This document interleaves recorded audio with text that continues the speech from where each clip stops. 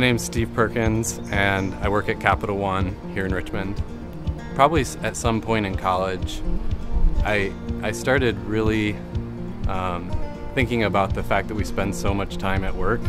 Almost kind of scared about when I graduate and I'm going to be at work all day. And I care so much about God and His what He's done in my life, and wanting to have that be integrated into every day, but a little bit unsure of how that looks when you're at work. Pretty much my first day here, I met another guy named Jeff who had a really similar heart to reach people wherever he was at, and we realized we lived right next door to each other in the apartment. So we decided to just talk about that and just pray together about how God might want to work through us in our workplace. After praying, we all looked at each other and said, we should do this at work.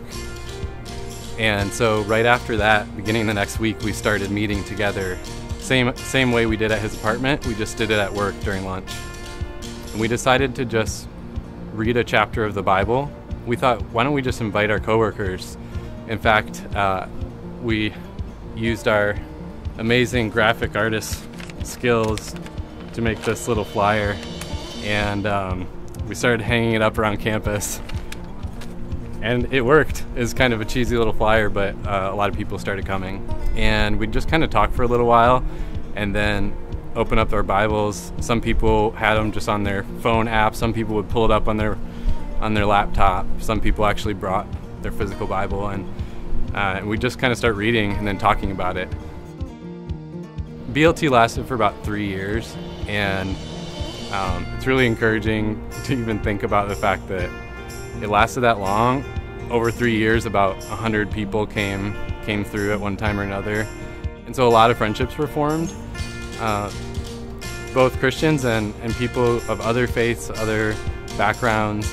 After about 3 years, Jeff moved away from Richmond, and we kind of sat down and prayed and thought about what we should do next, and just decided that there were so many good conversations that were sparked in those lunch meetings, but we didn't get to go that much deeper because it was such a big group and a limited time. So I just really wanted to start just grabbing lunch with some of those people one-on-one and being able to just talk about life and faith. If there's anything I've learned in my 5 years here, it's that everybody wants to be known, everybody wants to be heard.